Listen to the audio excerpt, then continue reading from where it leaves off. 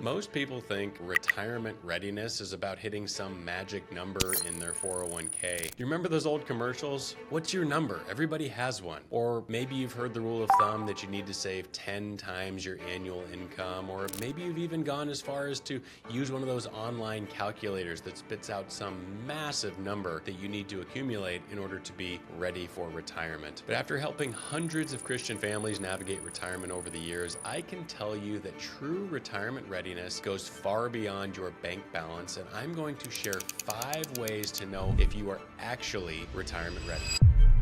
My name's Cole Leonida. I'm a certified financial planner and a certified Kingdom advisor, and today I want to share with you the comprehensive framework we use to help our clients determine if they are truly ready for retirement, this major life transition. Because here's what I've learned from the families that thrive in retirement. They aren't necessarily the ones with the most money. They are the ones who've thoughtfully considered all dimensions of retirement readiness, not just the financial piece. So if you're approaching retirement or even thinking about it years down the road, this framework will help you evaluate where you stand and what areas might need attention before you make that big decision. Okay, let's dive into our 5 ways to know if you are truly retirement ready.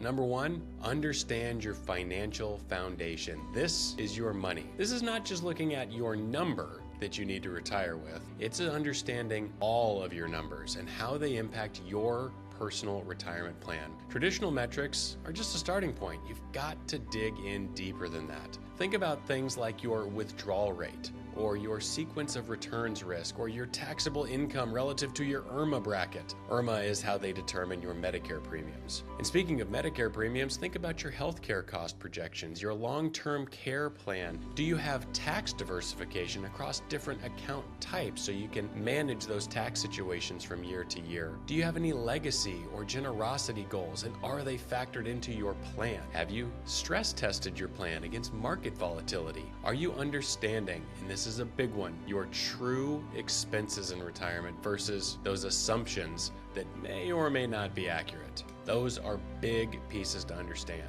Now let's move to number 2, your purpose and your identity transition plan. Your identity in retirement is arguably way more important than your money in retirement. Moving from career-driven identity to retirement purpose. We often ask, what are you retiring to? What do we mean by that? What will give your life meaning and structure in retirement? What is the psychological impact of leaving your professional role of importance or influence? How are you going to maintain your intellectual engagement and find challenges to work through on a daily basis? Do you have community or social connections beyond your workplace? Do you have service opportunities that align with your spiritual giftings? And from a biblical perspective, we really need to have a good understanding of rest, work, and stewardship, and how those relate together in your later years. And we will often have the conversation about how will you finish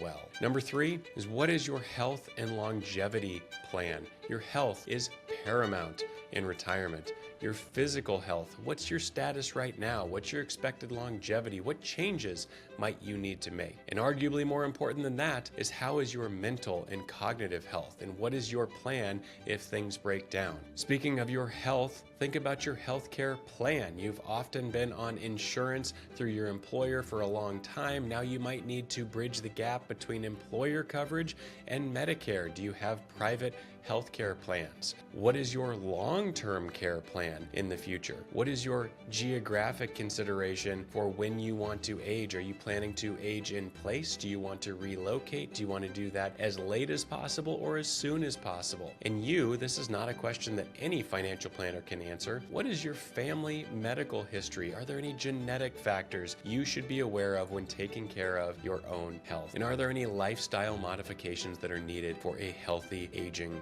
process? Now, before we continue with the final 2 areas of retirement readiness, I want to mention something very important. What I'm sharing today really just scratches the surface of true retirement planning. At John Moore Associates, we dive much deeper into each of these areas with our clients through our comprehensive planning process that includes detailed financial modeling, of course, tax strategies, and legacy planning. Our process starts with understanding your heart and your vision for retirement before we ever look at the numbers, because we all know that financial decisions are really heart decisions, and we can't take on every family. But if you're a Christian with over $500,000 to invest and want retirement planning that aligns with biblical principles, I'd encourage you to visit our website at johnmoore.com to learn more about our unique approach. Now, let's dive back in and cover the final two critical areas of retirement readiness. Area number 4, relationships and family dynamics. What are you going to do with those relationships and with your time? Number 1, do you have alignment with your spouse on your retirement timing and the vision for retirement? That is a big one that should not be overlooked, and often we don't see agreement between both spouses. What is the impact going to be on your children or your grandchildren's relationships? How much time do you plan to spend with those people? Are there any geographic considerations on this in terms of proximity to family? Will you be relocating for any reason?